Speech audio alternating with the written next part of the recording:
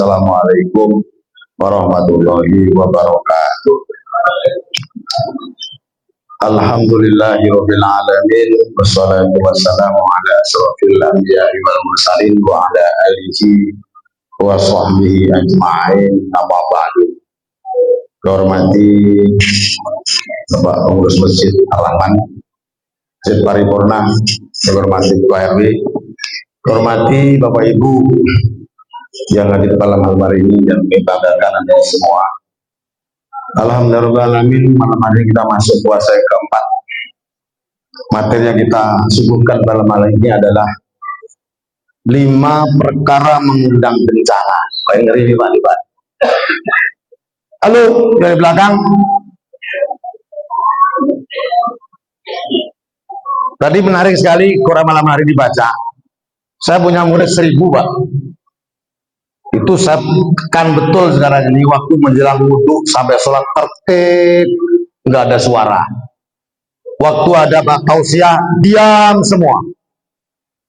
Kita patri Quran, wa idza quri'al Quran fastami'u lahu wa ansitu la'allakum turhamun. Apabila dibacakan Al-Quran, halo, ketika dibaca Al-Quran, fastami'u lahu, dengarkan baik-baik. Fastami'u lahu wa ansitu. Perintah ini Pak, dilamar nih Pak. Wajib kamu dengarkan dan diam. Gak boleh Pak, ngomong gak boleh Pak. La'allakum turhamun. Semoga kamu mendapatkan rahmat Allah. Ini Pak, bonusnya itu, rewardnya itu. Jadi kalau kita Al-Quran dibaca, apa saja dalam agenda majelis, apa saja baca Al-Quran, semuanya wajib diam. Siapa yang nyuruh? Allah Ta'ala. Baik, Bapak hormati, yang pertama kita lihat. Kata Rasulullah begini, ya ma'syar muhajirin, wahai para muhajirin, khamsun idza tulitum bihinna wa a'udzu billahi an tutrikunahunna. Ada 5 perkara yang aku berlindung kepada Allah, jangan sampai kalian mendapatkan kelimanya itu. Jadi belum ada zaman Nabi Pak. Nabi itu nanti kalau ketemu zaman itu luar biasa, perangnya manusia luar biasa. Apa yang pertama? Yang pertama begini, lam tashhar fahisha fi qatun hatta tu'linu biha. Tidaklah zina merajalela di suatu kaum sampai mereka melakukan terang-terangan. Zina apa bahasanya Pak? Al-Quran begini, wala taqrabu zina innahu kana fahisha wa sa'asabila. Jangan kamu dekati zina. Dekat Pak. Yang dekat itu apa kira-kira? Nah ini, kalau Bapak masuk di LP anak-anak, halo anak-anak, anak remaja, itu di depan dewasa, belakang anak-anak, itu hampir ribuan anak SMP. Anak SMP Pak, bukan SMA. Kalau SMP dewasa, SMP Pak, di LP anak-anak. Semua mayoritas terlibat di dalam perbuatan zina alias pemerkosaan. Dari mana sumbernya? Medsos. Di Australia, halo, di Australia umur 0 sampai 16 tahun boleh bawa ini Pak. Sekarang ini ketahuan dendanya 50 juta. Di Indonesia baru lahir saja udah minta HP Pak. Tahu saya Pak, baru lahir minta HP. Saya punya murid dan itu anak gurunya, Master, anak guru bahasa Inggris. Master, passwordnya berapa Master? Baru umur 2 tahun minta password. Loh, bayar sini. Jadi Pak, maka dalam Al-Quran ingat tuh, jangan kamu dekati zina. Lihat ini bulan puasa, nantikanlah ini paling-paling yang penting-penting aja lah. WA masuk, jawab. Apalagi telepon masuk, jawab. Jangan nengok Facebook. Isinya itu orang mayoritas tak berbaju Pak. Ini loh. Anak-anak muda-muda hati-hati nih. Yang merusak puasa kita, salah satunya ada 5 poin itu. Satu, melihat dengan nafsu. Wah. Jadi saya ulangi lagi, makanya bahasa PLN itu bagus sekali Pak. PLN. Tahu PLN Pak ya? PLN. Di bagian trafo besar itu ada namanya awas. Awas. Apa Pak? Nah, bahasa ini awas pegangan tinggi, bukan awas jangan dipegang. Bahasa PLN indah sekali dulu. Agama kita walak takrubu zina. Jangan kamu dekati zina, apalagi mencoba. Dekati tidak boleh, apalagi mencoba. Lah ini. Jangan awas tegangan tinggi. Awas tegangan tinggi. Jangan coba-coba kamu pegang sana, mati kamu. Mati langsung. Tidak percaya. Cobalah. Tidak percaya. Dekat terlalu tegangan tinggi itu mati langsung kita. Nah ini Pak sekalian, zina. Itu ngeri Pak. Makanya kalau kita punya anak perempuan, jangan bangga pula anak kita disebut laki-laki, silakan pergi. Orang tua merestui Pak zina.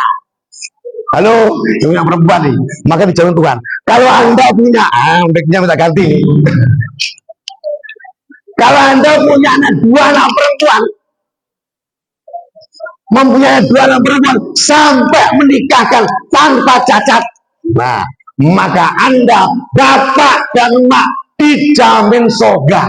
Bayangkan nih, bukan laki-laki Pak, perempuan zina. Maka fahisah itu perbuatan yang menjijikkan. Perbedaan antara kita dengan binatang cuma satu Pak. Perbedaan antara kita dengan binatang cuma satu Pak. Akad nikah saja. Aku terima nikah si Fulan dengan si Fulan dengan mas kawin sebentuk cincin emas tunai sah. Itu aja ijab sah. Wali menyerahkan sah. Coba. Makanya jangan lagi kita buat yang enggak. Kalau orang tua anak sudah suka sama suka, nikahkan aja. Jangan nengok lagi latar belakangnya, masa statusnya macam-macam. Nah, nanti dulu. Udah seorang tua kalau sudah sampai masanya nikahkan dia. Itu yang pertama. Ayo Ustaz. Itu yang pertama. Ini malam ini cuma 5 menit Pak ya. Udah 5 menit Pak. Habis. Yang kedua. Nah, yang kedua bisa lihat ini.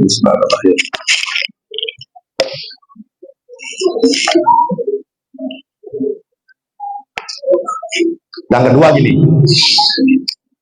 Walam yang kusul mikyala wal mizan. Tidaklah mereka mengurangi takaran dan timbangan kecuali mereka akan ditimpa paceklik, kesulitan hidup dan aniaya penguasa atas diri mereka.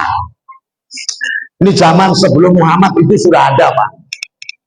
Mengurangi timbangan dulu, Yahudi itu biasa seperti itu. Islam malah tekankan, langsung Allah intervensi, wailul lil mutaffifin.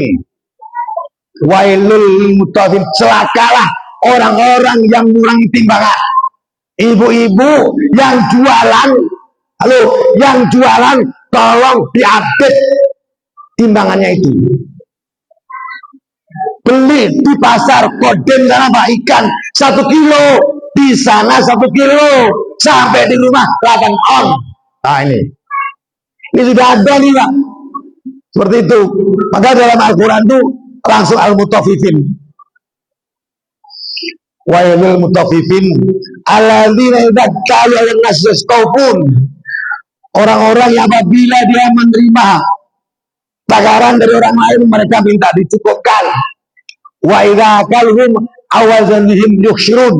Kalau yang ketiga ini, kalau dia menimbang timbangan itu dikurangi Pak.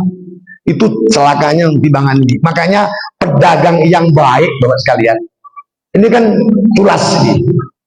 Jadi bahasanya ini bukan hanya pedagang itu aja, termasuk negara hari ini. Soalnya dibahas tadi itu Pak, mengoplos Pertalit sama Pertamax. Sekarang untungnya berapa dia mengoplos Pak? 193 triliun, 7 miliar. itu dari mengoplos celaka lah kalau dia bilang kira-kira itu. Dalam Al-Quran wailul lil celaka. Gara-gara itulah mobil saya rusak. Itu lagi kan, mobilnya rusak, Honda rusak, semua rusak. Hati, ini timbangan. Makanya Nabi menjamin. Nah, menjamin jualan itu boleh belajar wa haramul bai'a wa haram riba. Allah menghalalkan jual beli dan mengharamkan riba. Makanya Nabi Muhammad mengatakan begini, besok hari kiamat para pedagang yang jujur tuh 1 kilo ya 10 on, nggak kurang lah. 1 kilo nggak boleh 1 kilo 9 on. Dan berarti kurang. Ini besok yang 1 kilo 10 on itu yang jujur itu akan dibagikan bersama Nabi dan para sahabat, para siddiq, orang lainnya itu, masya Allah. Jadi orang yang jujur termasuk salah satu ada peluang besar menjadi orang-orang yang bersama dengan Rasulullah Shallallahu Alaihi Wasallam. 2. Nah ini 2. Bapak saya hormati, itu menarik kita cermati bahwa orang-orang yang berdagang ini hati-hati ya, semua harus, karena di dalam agama kita kalau jual beli itu harus saling suka sama suka. Jangan di atasnya beras, di atasnya kacang hijau bagus, di bawahnya tambah kerikil, Pak. Nah, saya ini banyak itu, Pak. Saya beli kacang hijau itu di atasnya kacang hijau, di bawahnya campur kerikil yang besar-besar itu. Kiamat kita. Maklum lah yang tak punya gigi-gigi itu, Pak ya. Pas bagian bubur kacang hijau dimakannya terasa lah. Marah-marah sama siapa lagi nih? Terus sama pedagang lagi nih, bayar gitu. Jangan lagi kita mencoba mengoplos yang lain-lain. Kalau memang kacang hijau udah bagus itu jual apa adanya, naikkan tidak masalah, tapi jangan lagi memasukkan dengan yang lainnya. Bapak saya hormati, yang ketiga aja malam hari ini. Walam yamna'u zakata amalihim illa muni'ul qatra minas sama walau la bahaim lam yumtaru, kata Rasulullah. Tidaklah mereka menahan zakat harta mereka kecuali mereka juga akan ditahan hujan dari langit. Kalau bukan karena hewan yang berdoa minta hujan, maka tidak akan diturunkan hujan itu. Bapak sekalian, ada di sini menganjurkan kita jujur, Pak. Jujur tentang harta kita. Kalau Al-Quran itu bicara masalah aqimis sholah waktu zakat, itu bukan bicara zakat fitri, Pak, tapi bicara zakat mal, zakat harta.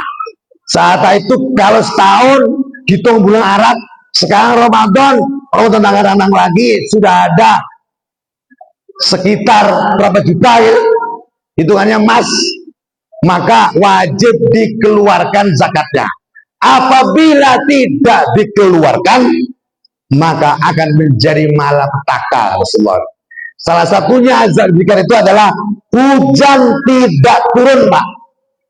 Jadi kemarau total juga itu pertanda orang tidak lagi memenuhi perintah Allah. Apa salah satunya? Zakat. Syukur sekarang ini PNS itu, nah PNS saya ini, tuh kalau per bulan dipotong langsung, Pak, zakatnya 2,5%. Ini zakat profesi, Pak. Bayangkan kalau sekarang ini, dulu zaman Rasulullah guna sawit, Pak. Kalau agama-agama saya sawit kan nggak ada, Ustaz. Saya bilang itu pendapatan yang hasil dari pertanian masuk pertanian itu per bulan ada hak zakat berzakat. Jadi kalau ada protes tentang zakat profesi itu ijtihad, Pak. Ijtihad ulama yang dibolehkan. Bayangkan sekarang kalau pegawai negeri sekarang ini, guru contohnya gajinya Pak Medi itu 1 tahun 1 bulan 5 juta, tambah lagi sertifikasi 5 juta, 10 juta, Pak. Paling-paling cuma 2,5%. Berapa, Pak? 250.000, Pak. Tidak banyak, Pak. Tidak banyak. Wajib dikeluarkan. Karena itu yang perintah Allah Ta'ala. Zakat langsung Allah intervensi loh, Pak. Lalu zakat mal itu langsung Allah intervensi, bukan kita. Siapa yang berhak berzakat, siapa yang menerima zakat, langsung Allah memberikan, Pak. Informasi dalam Al-Quran. At-Taubah itu. 8 hasnah itu langsung Allah memberikan, bukan ngarang-ngarang. Maka sebab kalau bicara seperti warisan misalnya, warisan itu langsung bukan kita, langsung Allah menginformasikan. Berapa anak laki, anak perempuan, agama kita mengatur.